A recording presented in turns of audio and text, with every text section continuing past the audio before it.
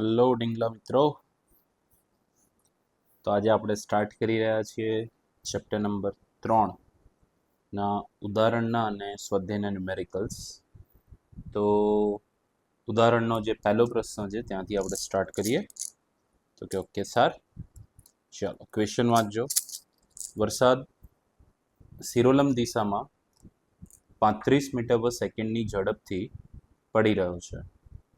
થોડા સમય બાદ હવા 12 મીટર પર સેકન્ડની ઝડપે પૂર્વથી પશ્ચિમ દિશામાં ફેંકાવા લાગે છે.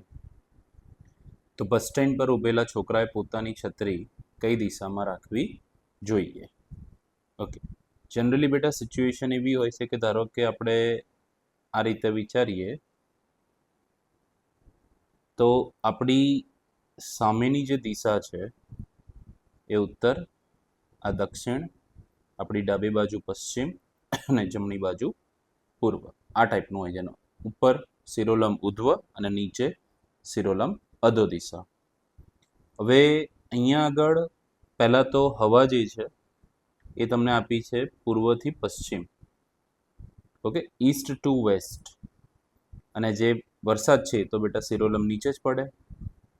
તો અહીંયા આગળ હું દોરું છું પહેલા વરસાદની દિશા. તો વરસાદ આ રીતે પડશે, શિરોલમ અધો દિશા, વેલોસિટી ઓફ રેઇન, અને આપણે VR કહીશું, જેનું મૂલ્ય 35 મીટર પર સેકન્ડ છે. અને પૂર્વથી પશ્ચિમ હવા ફેંકાઈ રહી છે, તો આપણે અહીંયાથી અહીંયા આ બાજુ હવા દોરીશું. તો આ થશે વેલોસિટી ઓફ વિન્ડ. ઓકે, હવે વરસાદ નીચે પડે છે આમ, અને હવા આમ ફેંકાય છે એટલે વહી રહી છે, હવા ચાલી રહી છે. તો વરસાદનું ટીપું જે સીધું નીચે જતું હતું, હવે હવા આમ છે એની જગ્યાએ વરસાદનું ટીપું થોડું ક્રોસમાં આવશે. તો વરસાદનો વેગ અને હવાનો વેગ, જો આ બંનેનું આપણે પરિણામી જોઈએ તો એ પરિણામી આપણને કઈ બાજુ મળે? તો કે આ બાજુ મળે સર, ક્રોસમાં. ઓકે, તો અહીંયા આગળ આ બંનેનું પરિણામી જે મળશે એ પરિણામી આપણને આ દિશામાં મળશે. એટલે આ દિશામાં ઓવરઓલ વરસાદના ટીપા આવશે આ દિશામાં. તો જે બસ સ્ટેન્ડ પર છોકરો ઊભો છે ને એવું લાગશે કે વરસાદ ક્રોસમાં આવી રહ્યો છે. તો હવે એને એનાથી બચવા માટે છત્રી જે છે એ કઈ દિશામાં પકડવી પડશે? જેમ કે વરસાદ આમ આવી રહ્યો છે આ બાજુ, તો એનાથી બચવા માટે છત્રી એક્ઝેક્ટ એને એની વિરુદ્ધ દિશામાં પકડવી પડશે. તો અહીંયા આગળ જે છત્રી એ પકડશે એ છત્રી એની વિરુદ્ધ દિશામાં આવશે, આ બાજુ પરિણામી સદિશની એક્ઝેક્ટ વિરુદ્ધ દિશામાં. અહીંયા આગળ એ છત્રી પકડશે. તો કે ઓકે સર, ખ્યાલ આવ્યો બેટા થોડો? તો આ રીતની સિચ્યુએશન થશે. હવે અહીંયા આગળ આવી રીતે પકડશે તો એ બચી જશે. તો કે આ કઈ દિશા છે? તો આ જે દિશા છે એ શિરોલમ ઉર્ધ્વ દિશા છે. તો કે ઓકે સર. અને આ કઈ દિશા છે? તો કે આ પૂર્વ દિશા છે, પૂર્વ. તો કે બરોબર છે સર, સમજી ગયા. તો અહીંયા આગળ જે એણે છત્રી પકડી છે એ છત્રી શિરોલમથી પૂર્વ તરફ પકડી છે. આ શિરોલમ ઉર્ધ્વ દિશા છે, ત્યાંથી પૂર્વ બાજુ એણે પકડેલી છે. તો શિરોલમથી કેટલા ખૂણે પકડવી પડશે? તો શોધી લઈએ બેટા, બહુ ઇઝી છે, કે ખાસ છે નહીં, ડરવાની કોઈ જરૂર નથી. ચલો અહીંયા આગળ આકૃતિમાં જુઓ, આ ખૂણો જો હું શોધી લઉં તો મને સામે આ ખૂણો મળી જશે અભિકોણની જોડ. તો આ બંને ખૂણા સરખા થઈ જશે, થીટા થીટા. તો કે ઓકે સર, ચલો તો આપણે ગમે તેમ આ ખૂણો શોધી લઈએ, થીટા.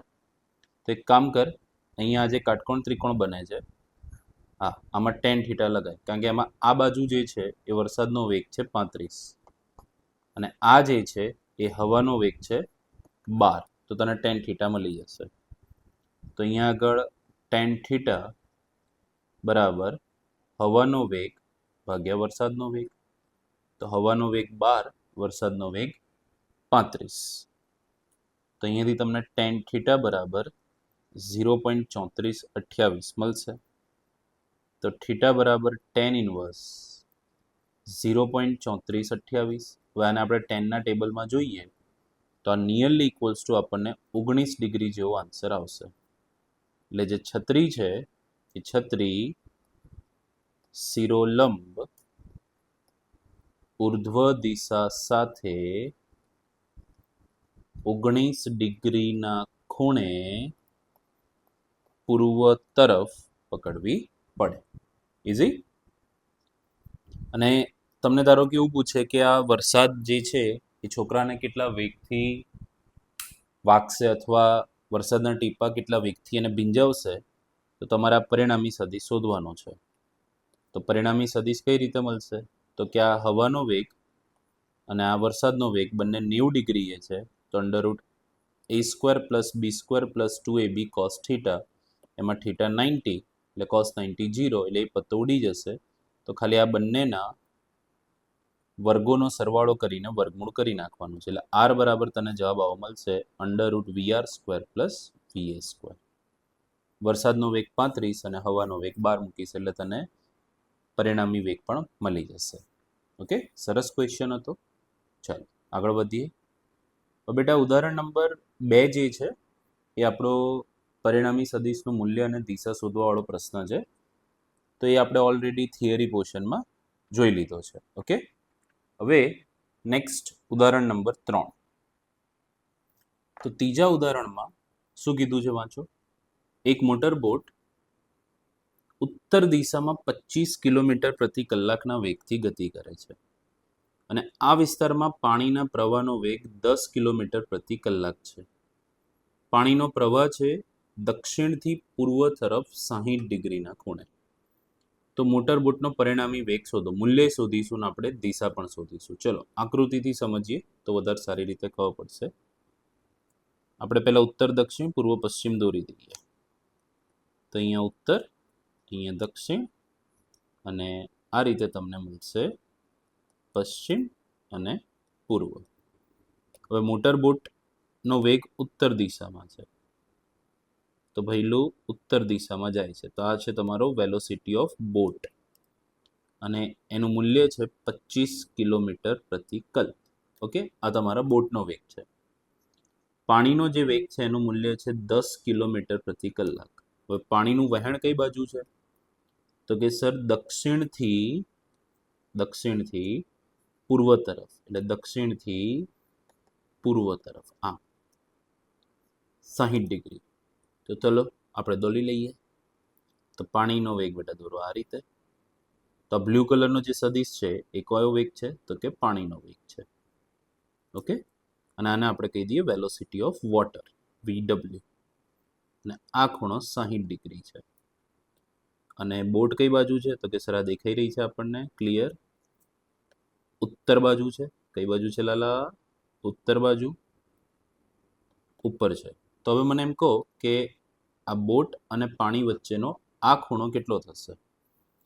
તો આ ટોટલ ખૂણો 180 છે, એમાંથી આ 60 છે, તો આ ખૂણો 120 ડિગ્રી થશે. તો આ બંને વચ્ચેનો ખૂણો 120 ડિગ્રી આવશે. બરોબર છે? તો કે હા સર. હવે આ બંનેનું પરિણામી કઈ બાજુ આવશે? તો કે એક કામ કર, તને આ દેખાય છે બોટનો વેગ, એને ઉઠાઈને અહીંયા સામેની બાજુ શિફ્ટ કરી દે. આ જે બોટનો વેગ છે એને ઉઠાઈને અહીંયા સામેની બાજુ શિફ્ટ કરી દે. તો બોટનો પરિણામી વેગ હું અહીંયા દોરી દઉં છું આ રીતનો. તો કે ઓકે સર. અને પાણીનો જે સદિશ છે એ થોડો શિફ્ટ કરી દે ઉપરની બાજુ. તો કે ઓકે સર. ચલો અહીંયા આગળ હું આને આ રીતે શિફ્ટ કરીશ. હા, તો કે સમજી ગયા સર. હવે આ જે બિંદુ છે કયું? તો કે આ. અહીંયા બંને સદિશની શું ભેગી થાય છે? પૂછ. અને આ બિંદુ પર બંનેના અગ્ર. તો પરિણામી સદિશ લાલા ક્યાંથી ક્યાં દોરીશ? બંનેની પૂછથી બંનેના અગ્રને જોડતો સદિશ. તો આ યલો કલરનો સદિશ જે છે એ બોટનો પરિણામી વેગ છે. એટલે બોટ પરિણામી આ બાજુ જશે. ઓકે, હવે કેટલું મૂલ્ય છે શોધી લઈએ. એ તો બહુ ઇઝી છે. અહીંયા આગળ કંઈ ખાસ છે નહીં એના માટે. તો જોજો, સાંભળતા રહેજો, ધ્યાન રાખજો. તો અહીંયા આગળ બોટ અને વોટર નો પરિણામી વેગ આર બરાબર under root VB square plus VW square plus 2VB VW cos theta પરથી મળશે. તો કે હા સર. તો આર બરાબર અંડર રૂટ બોટનો વેગ 25 નો વર્ગ 10 નો વર્ગ 2 ગુણ્યા 25 ગુણ્યા 10 ગુણ્યા cos 120. તો કે ઓકે સર. ચલો આના બરાબર અંડર રૂટ 25 નો વર્ગ 625 10 નો વર્ગ 100 25 દુ 50 ગુણ્યા 10 500 ગુણ્યા cos 120 ની કિંમત -1/2. તો આના બરાબર અંડર રૂટ 725 625 વત્તા 100 725 500 ભાગ્યા 2 250 અને વચ્ચે માઇનસ. તો આના બરાબર અંડર રૂટ 725 માઇનસ 250 475. તો કે ઓકે સર. 475 નો રૂટ કરી નાખો તો તમને આ જવાબ મળશે 21.79 કિલોમીટર પ્રતિ કલાક. આ થઈ ગયો બોટનો પરિણામી વેગ કે બોટ પરિણામી આ બાજુ આટલા 25 ની જગ્યાએ આટલા વેગથી જશે 21.79 થી. તો કે સમજી ગયા સર. હવે તમારે બોટની દિશા શોધવી છે કે બોટ કઈ બાજુ જશે. તો ખૂણો તમે કોઈ એક બાજુ લઈ લો. ધારો કે લાલજો અહીંયા જોતું હું ખૂણો પરિણામી સદિશ અને બોટ વચ્ચેનો લઉં તો કે આલ્ફા થશે અને પરિણામી સદિશ અને પાણી વચ્ચેનો લઉં તો કે ધારો કે બીટા થશે અથવા થીટા થશે. તો કાં તો ટેન આલ્ફાથી શોધી લે કિંમત કાં તો પછી ટેન થીટાથી શોધી લે. તો કે સર સૂત્ર કઈ રીતે એપ્લાય કરવાનું એ સમજાયેલું. ટેન આલ્ફાનું સૂત્ર આપણે એપ્લાય કરીએ.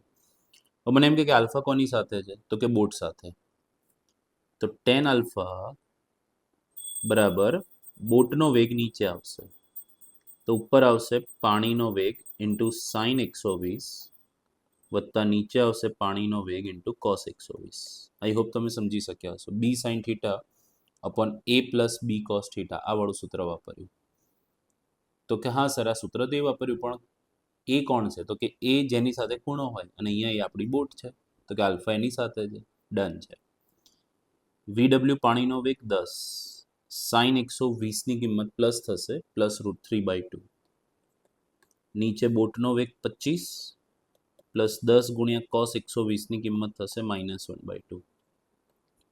તો 5√3 અપોન 25 માઇનસ 5 એટલે 5√3 અપોન 20 એટલે √3 અપોન 4. હવે બેટા આ તમે સોલ્વ કરશો તો તમને 0. સમથિંગ આન્સર મળશે અને ટેન્જન્ટમાં જોશો તો તમને આન્સર મળશે 23 ડિગ્રી 25 મિનિટની આસપાસ. ઇઝી. આટલા ખૂણે તો કયા બાજુ તો કે બોટ ઉત્તર સાથે કારણ કે બોટ ખરેખર પહેલા ઉત્તર બાજુ જતી હતી ને તો કે ઉત્તર સાથે 23 ડિગ્રી 25 મિનિટના ખૂણે પૂર્વ બાજુ ગતિ કરશે. આપણો ફાઇનલ આન્સર. તો કે ઓકે સર. જોઈ લે આ 23 ડિગ્રી જેવો જવાબ આવ્યો. તો બોટ કઈ બાજુ જશે ઉત્તર સાથે પૂર્વ તરફ. આમ પૂર્વ તરફ 23 ડિગ્રી સમથિંગ ખૂણે. ઇઝી. ચલો નેક્સ્ટ ઘણો આઈએમપી ક્વેશ્ચન હવે આપણને કોઈ એક કણનો સ્થાન સદિશ આપ્યો છે 3ti cap plus 2t² j cap plus 5k cap. તો કે ઓકે સર. હવે આર મીટર ને ટી સેકન્ડમાં જેવું કીધું છે તો આર શું છે સ્થાન સદિશ છે.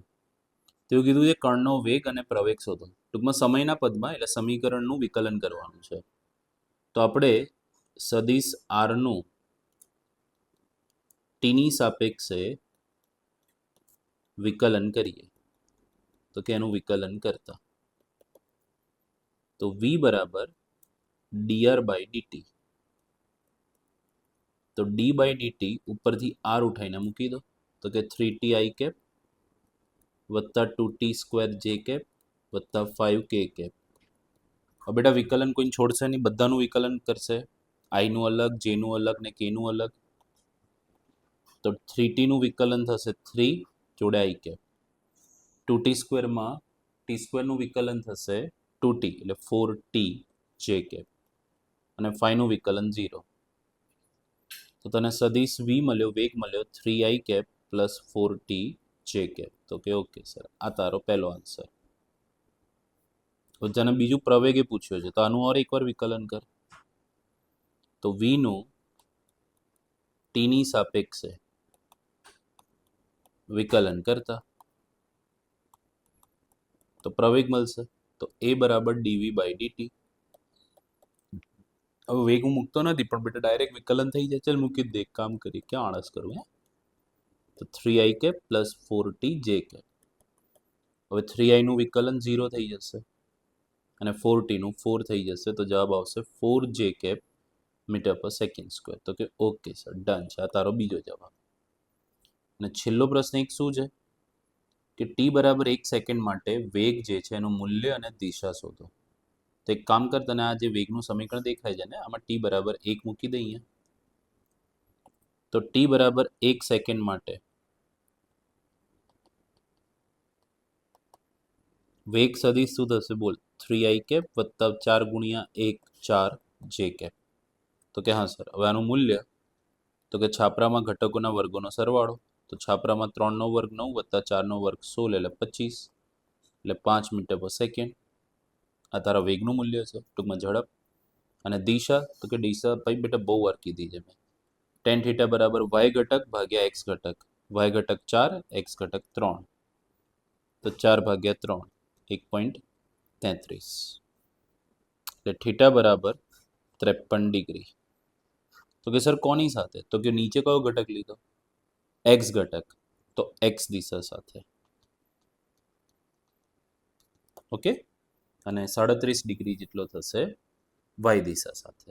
તો કે હા સર, ખ્યાલ આવી ગયો. ચાલ નેક્સ્ટ.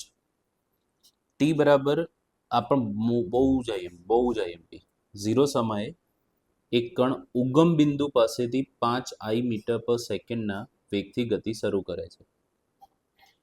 XY સમતલમાં તેની પર બળ એવી રીતે લાગે છે કે જેથી તે આટલા પ્રવેગથી ગતિ કરે છે. જે ડેટા આપ્યો છે લખી દઈએ. તો પહેલા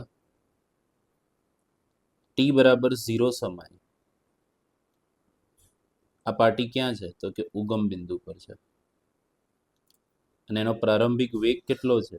તો કે 5i કેપ મીટર પર સેકન્ડ છે. ઓકે સર, સમજી ગયા. હવે એમાં પ્રવેગ કેટલો ઉત્પન્ન થયો કે 3i કેપ વત્તા 2j કેપ. હવે પ્રવેગમાં આ એક્સ અને વાય બંને ઘટક છે, પણ આ પ્રવેગમાં સમય નથી એટલે આ પ્રવેગ અચળ છે. ટૂંકમાં અચળ પ્રવેગી ગતિ છે. તો તું અચળ પ્રવેગી ગતિના સમીકરણો અહીંયા બિંદાસ વાપરી શકે છે. તો ઓકે સર. હવે એક્સ એમ 84 મીટર થાય ત્યારે વાય એમ કેટલો હશે એવું પૂછ્યું છે. હવે એક વસ્તુ તને કહું, તને આ સૂત્ર ખબર હશે. સદિશ આર બરાબર સદિશ R0 વત્તા સદિશ યુટી વત્તા હાફ એટી સ્ક્વેર. યુટી વત્તા હાફ એટી સ્ક્વેર એસ બરાબર. પણ એસ શું છે? સ્થાનાંતર. સ્થાનાંતર એટલે અંતિમ સ્થાન માઇનસ પ્રારંભિક સ્થાન. તો આર અંતિમ સ્થાન ને R0 પ્રારંભિક સ્થાન. Okay sir. હવે તારે આ જ સૂત્ર એક્સ ઘટક માટે લખવું હોય તો કઈ રીતે લખાય જોજે. એક્સ બરાબર x0 વત્તા પ્રારંભિક વેગનો એક્સ ઘટક ઇન્ટુ ટી વત્તા પ્રવેગનો એક્સ ઘટક ઇન્ટુ ટી સ્ક્વેર. અને તારે આનો વાય ઘટક લખવું છે તો વાય બરાબર y0 વત્તા uy ટી વત્તા half ay T square. Okay, I hope આટલી ખબર પડી હશે તમને. મેં આ જે સૂત્ર છે આ સૂત્ર એ સદિશ સ્વરૂપ છે. એટલે આની અંદર સદિશની અંદર બે જણ કે 3 જણ એક્સ હોય, વાય હોય, ઝેડ હોય. હવે મેં એક્સ માટે લખ્યું, વાય માટે લખ્યું. કે સર ઝેડ માટે કેમ ના લખ્યું? કારણ કે રકમમાં આપ્યું જ નથી કશું. તો કે હા સર. ચલો હવે હું આ બોક્સ ઉઠાવું છું, આ સમીકરણ ઉઠાવું છું. તો આ સમીકરણ અનુસાર એક્સ બરાબર x0 એટલે ઉગમ બિંદુ પર છે સ્ટાર્ટિંગમાં. તો હવે પ્રારંભિક વેગ જે છે એનો એક્સ ઘટક શું છે? તો કે પ્રારંભિક વેગ આ રહ્યો. એમાં ખાલી એક્સ જ ઘટક છે. તો ux ની જગ્યાએ 5 મૂકી દે તો 5t પ્લસ 1/2. પ્રવેગનો એક્સ ઘટક શું છે? તો કે 3 છે. શું છે લાલા? 3. તો કે 3t સ્ક્વેર. અને રકમમાં કીધું છે એક્સ ઘટક 84 હોય ત્યારે, તો એક્સ 84 લઈ લે. તો 5t પ્લસ 1.5t સ્ક્વેર. તો 1.5t સ્ક્વેર વત્તા 5t માઇનસ 84 બરાબર 0. તો કે ઓકે સર. હવે આ સમીકરણને a t square plus b t plus c બરાબર 0 સાથે સરખાવતા,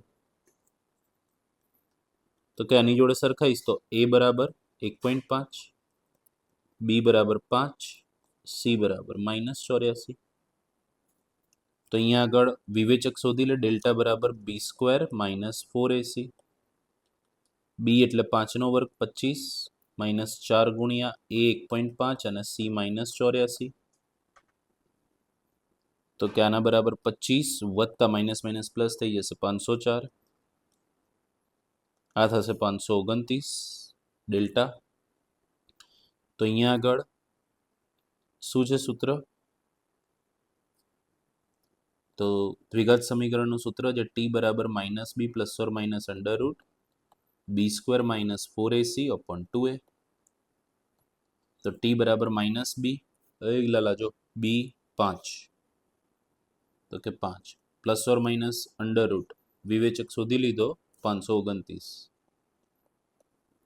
ભાગ્યા 2 ગુણ્યા a 1.5. તો ટી બરાબર -5 પ્લસ ઓર માઇનસ 23 ભાગ્યા 3. હવે બેટા અહીંયા માઇનસ વાળું સંયોજન શક્ય નથી, કારણ કે માઇનસ અને માઇનસ તો જવાબ -28 થાય. તો સમય ઋણમાં તો હોય નહીં, તો પ્લસ વાળું સંયોજન લેવાનું. તો ટી બરાબર -5 પ્લસ 23 ભાગ્યા 3 એટલે 18 ભાગ્યા 3 એટલે 6 સેકન્ડ. થાકી ના જતા લાલા, આ જવાબ નથી. આ આવ્યું કે 6 સેકન્ડે એનો એક્સયામ 84 મીટર છે. તો કે ઓકે. અને પૂછ્યું એવું નથી કે ભાઈ ક્યારે 84 મીટર છે, પૂછ્યું એવું છે કે જ્યારે 84 મીટર હોય ત્યારે વાયામ શોધવાનો છે. તો કે ઓ, તો બેટા આગળ આ જે સૂત્ર છે હવે આ લગાય.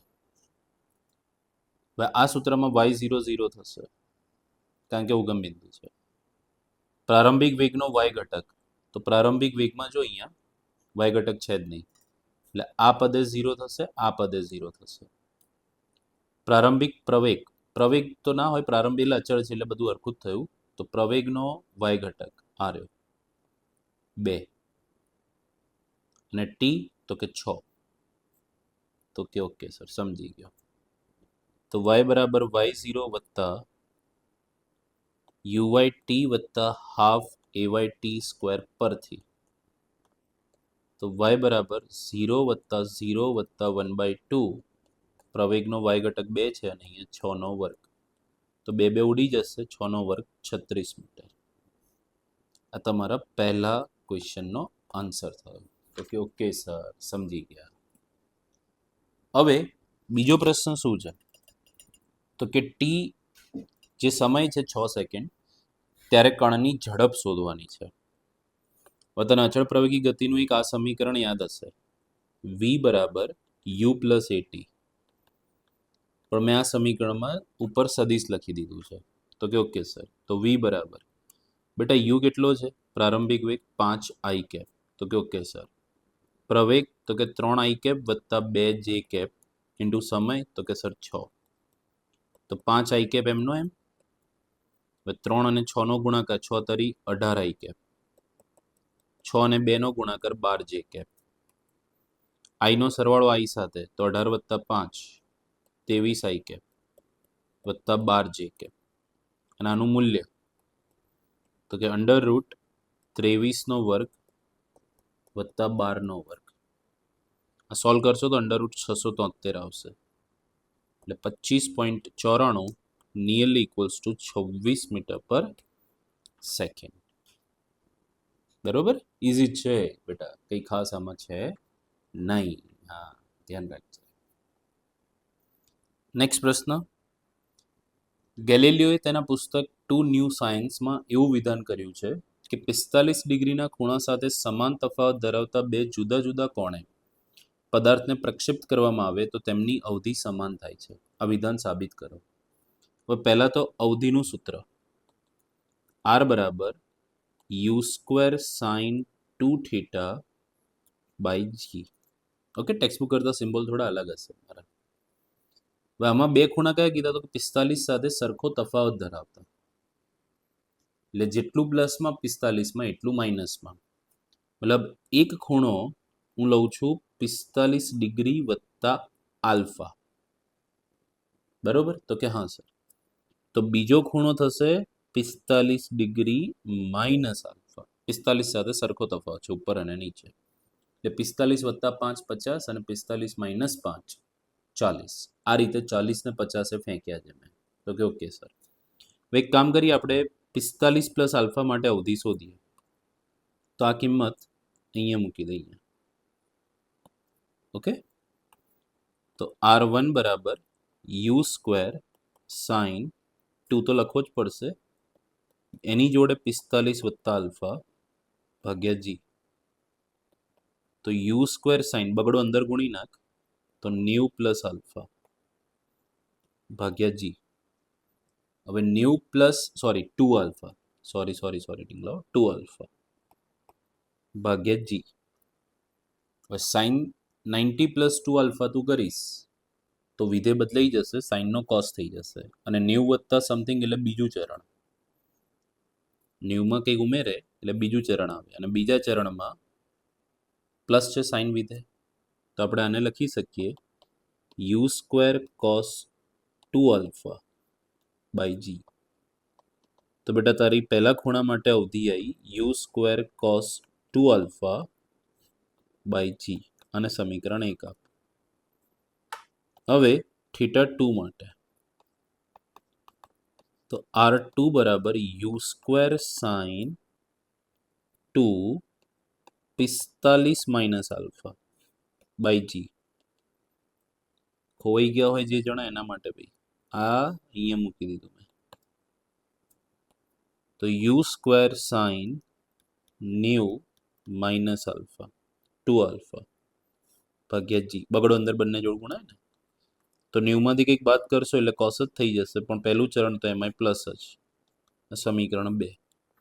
અને સમીકરણ 1 અને 2 પરથી કહી શકાય છે કે ખૂણો ભલે અલગ અલગ હોય પણ અવધિ સરખી થશે. ઇઝી. ચલો નેક્સ્ટ મોસ્ટ આઈએમપી અને બહુ ફેવરેટ પ્રશ્ન છે સ્કૂલ ટીચર્સનો, તો ખાસ કરીને એક પર્વતારોહક 490 મીટરની ઊંચે પર્વતની ધાર પર ઊભો છે, અને ત્યાંથી એક પથ્થરને સમક્ષિતિજ દિશામાં 15 મીટર પર સેકન્ડના પ્રારંભિક વેગથી ફેંકે છે.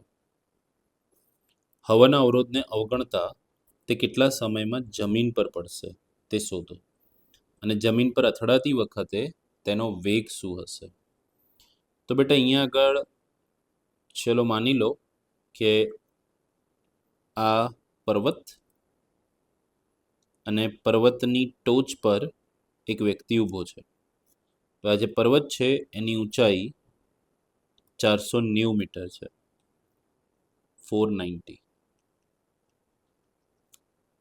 અને જી તમને કીધો છે 9.8 લેવાનો છે. તો ઓકે સર. હવે અહીંયાથી ટોચ પરથી અહીંયાથી એક પદાર્થને આમ ફેંક્યો સમક્ષિતિજ એટલે 15થી. હવે આ પદાર્થ આમ સીધો જ નહીં જાય? તો કે ના. કેમ? કારણ કે નીચે ગુરુત્વાકર્ષી બળ લાગે છે. તો પદાર્થને ફેંક્યો આમ અને બળ આમ લાગે છે, તો આ બેનું પરિણામી આ દિશામાં થાય. તો અહીંયાથી આપણે જે વસ્તુ ફેંકીશું એ વસ્તુ આ રીતે ગતિ કરીને જમીન પર પડશે. તો કે હા સર સમજી ગયા. તો અહીંયા આગળ જેનો ગતિમાર્ગ થશે એ ગતિમાર્ગ કંઈક આ પ્રકારનો થશે. અહીંયાથી દોરીએ આપણે, અહીંયાથી ફેંક્યો જમીન, બરોબર? તો આ પ્રકારનો ગતિમાર્ગ થશે એનો. તો કે ઓકે સર. અને ફેંક્યો તો કઈ રીતે? તો કે આ દિશામાં. કેટલા વેગથી? 15 મીટર પર સેકન્ડથી. તો ફેંક્યો ક્યાંથી? એ થી. પડ્યો ક્યાં? બી પર. હવે પૂછ્યું એ છે કે આને નીચે જતા કેટલો સમય લાગશે. બેટા એક વસ્તુ સમજજો, પ્રક્ષિપ્ત ગતિના કેસમાં જ્યારે તમને સમય પૂછે, મહત્તમ ઊંચાઈ પૂછે, તો એ વખતે તમારે વાય ઘટકના સમીકરણોની હેલ્પ લેવાની. અને એવું પૂછે કેટલો દૂર ગયો, દૂર જમીનથી કેટલો દૂર ગયો, મતલબ આ જો આકૃતિમાં, તો તારે એક્સ ઘટકની મદદ લેવાની. ઓકે, હવે મને એમ કે આ જે ઊંચાઈ છે એ કેટલી છે, તો કે 490 મીટર. હવે જ્યારે તે એ થી ફેંક્યો ને બી પર પહોંચ્યો તો એ નું લેવલ આ છે અને બી નું લેવલ આ છે, તો એ ઉપરથી ઓવરઓલ કેટલો નીચે ગયો, તો કે 490 મીટર. તો ઉપરથી એટલો નીચે ગયો ઓવરઓલ. હા, દૂર આટલો ગયો હું માનું છું, હું અત્યારે નીચેની વાત કરું છું. તો કે 490 ગયો, તો 490 એનું સ્થાનાંતર થશે વાય દિશાનું. તો કે હા સર, સમજી ગયો. વાય દિશામાં જ્યારે મેં એને ફેંક્યો ત્યારે વેગ હતો, તો કે ધ્યાનથી જો, જ્યારે ફેંક્યો ત્યારે તે વેગ એને ખાલી એક્સ દિશામાં આપ્યો છે, વાય દિશામાં વેગ જ નથી, એટલે વાય દિશાનો વેગ છે જ નહીં પ્રારંભમાં. તો વાય દિશા માટે જે જરૂરી છે લખીએ ને આપણે, તો કે હા સર. તો એ થી બી ગતિ માટે આપણી પાસે શું છે, તો કે સ્થાનાંતર છે વાય દિશાનું -490 મીટર, કારણ કે નીચે જાય છે. પ્રારંભિક વેગ છે 0. વાય દિશામાં પ્રવેગ, તો કે આ તો ગુરુત્વ પ્રવેગ છે વાય દિશામાં -9.8. અને સમય પૂછ્યો છે, તો s બરાબર ut પ્લસ હાફ એટી પરથી હું આવું સમીકરણ લખી શકું, sy બરાબર uyt plus half ayt square. તો કે હા sir, sy -490, uy 0 plus half ay -9.8 into T square. તો -490 બરાબર 9.8 ભાગ્યા 2 એટલે 4.9 ટી સ્ક્વેર. માઇનસ માઇનસ ઉડી જશે તો ટી સ્ક્વેર બરાબર 490 ભાગ્યા 4.9. તો 490 ભાગ્યા 4.9 એટલે 100 થશે, અને વર્ગમૂળ લેશો બંને બાજુ તો ટી મળશે 10 સેકન્ડ. ઇઝી? તો કે હા સર. આ થશે સમય. અને બીજું પૂછ્યું છે કે જ્યારે જમીનને અથડાશે ત્યારે એની ઝડપ કેટલી હશે. હવે તે બેટા અહીંયાથી ફેંક્યો તો ત્યારે એનો વાય દિશામાં વેગ નહોતો હું માનું છું, અને એક્સ દિશામાં વેગ છે એનો 15 અને વાય દિશામાં વેગ 0. હવે જેમ જેમ નીચે જશે ને એમ એનો એક્સ દિશામાં વેગ 15 રહેશે, પણ વાય દિશામાં એનો વેગ જે છે એ વધ્યા કરશે. અને જ્યારે જમીન પર પહોંચશે ત્યારે એની પાસે વાય દિશામાં વેગ હશે અને એક્સ દિશામાં વેગ હશે. તો કે હા સર, વાત તો સાચી છે સર તમારી. તો હવે આ સોલ્વ કરીએ આપણે. કઈ રીતે કરીશું? તો એક વસ્તુ સમજ, જમીન પર અથડાતી વખતે એનો એક્સ દિશામાં વેગ કેટલો હશે? તો કે એ તો બદલાયો જ નથી. એક્સ દિશાનો વેગ તો આખી ગતિ દરમિયાન એ સરખો છે. તો કે એનો જમીન પર અથડાતી વખતે અંતિમ હોય કે પ્રારંભિક હોય, એક્સ દિશાનો વેગ 15 હશે. પરફેક્ટ છે, ખબર પડી ગઈ સર. અને એનો વાય દિશાનો વેગ પ્રવેગને કારણે બદલાશે, તો એ v બરાબર u પ્લસ એટી પરથી સોલ્વ થશે. હવે vy બરાબર uy 0, ay -9.8 અને t 10. જ્યારે અથડાશે ત્યારે એનો વેગ આવશે -98. માઇનસ એટલે કે અથડાતી વખતે વાય દિશાનો વેગ નીચે હોય. મતલબ જ્યારે અહીંયા આકૃતિ જો આ રીતે અથડાય ત્યારે એનો એક આ બાજુ વેગ છે ને એક આ બાજુ વેગ છે. આ એનો વાય દિશાનો વેગ છે, આ એક્સ દિશાનો વેગ છે. તો આને સદિશ સ્વરૂપે લખું તો બેટા આ રીતે લખાય, સદિશ v બરાબર વાય દિશાનો વેગ 15 i કેપ, એક્સ દિશાનો વેગ 15 i કેપ અને વાય દિશાનો વેગ 98 j કેપ, પણ આગળ માઇનસ. અને આનું મૂલ્ય શોધશો તમે તો √15 વર્ગ વત્તા -98 વર્ગ. આ સોલ્વ કરશો તો તમને આ જવાબ આવશે 99.14 મીટર પર સેકન્ડ સમથિંગ. ઇઝી? બહુ ઇમ્પોર્ટન્ટ અને ખરેખર સારો પ્રશ્ન છે, પૂછાવા લાયક પ્રશ્ન છે. તો ટ્રાય કરજો ફરી એક વખત. કોઈ ડાઉટ હોય તો જોઈ લેજો. હવે આમાં એક પ્રશ્ન મારી રીતે એડ કરું છું કે મેં ફેંક્યો અહીંયાથી ફેંક્યો અને અહીંયા પડ્યો, તો મેં જ્યાંથી ફેંક્યો ને ત્યાંથી આટલો દૂર ગયો. ધારો કે કોઈ પૂછે કે કેટલો દૂર ગયો, તો મેં હમણાં સ્ટાર્ટિંગમાં જ કીધું કે કેટલો દૂર જ્યારે પૂછે ત્યારે તમારે શું વાપરવાનું, તો કે એક્સ દિશા વાપરવાની. તો અહીંયા આગળ હું લખી રાખું છું કેટલો દૂર ગયો, જેને અવધિ કહેવાય.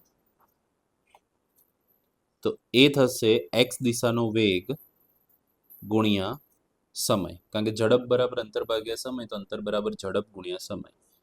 એક્સ દિશાનો વેગ 15 છે અને સમય 10 છે, તો જવાબ આવશે 150 મીટર. જો કદાચ કોઈ પૂછે તો તમને આવડવું જોઈએ કે 150 મીટર દૂર પડશે. ઓકે, ચલો નેક્સ્ટ. આ તો પ્યોર જમીનથી જમીન વાળી પ્રક્ષેપ ગતિનો પ્રશ્ન છે. આગળવાળો ઊંચાઈથી જમીન હતું કે ઉપરથી ફેંક્યો નીચે પડ્યો, પણ આ તો જમીનથી જમીન છે, એટલે આમાં તો બેટા ડાયરેક્ટ તમે સૂત્રો વાપરશો પ્રક્ષિપ્ત ગતિના તો પણ તમને આન્સર મળી જશે. હવે પ્રશ્ન અનુસાર શું છે, તો કે કેટલા વેગથી ફેંક્યો જમીન સાથે, તો કે 30 ડિગ્રીથી. કેટલા વેગથી ફેંક્યો, તો કે 28થી. ખૂણો 30 અને વેગ 28. હવે પહેલું મહત્તમ ઊંચાઈ પૂછી છે, તો મહત્તમ ઊંચાઈનું સૂત્ર u² sin² theta by 2g. તો u28 ગુણ્યા sin² 30 ડિગ્રી.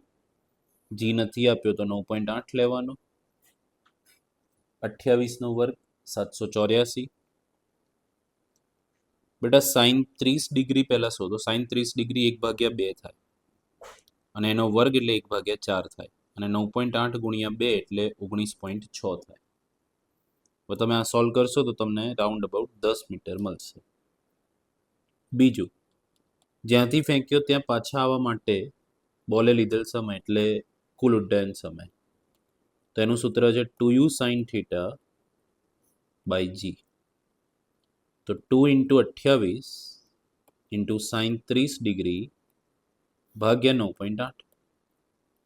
28 દુ 56 ગુણ્યા sin 30 1/2 ભાગ્યા 9.8. 56 ભાગ્યા 2 28, 28 ભાગ્યા 9.8 એટલે 2.857 સેકન્ડ. અને ત્રીજો અવધિ પૂછી છે, તો r બરાબર u² sin 2 theta by G.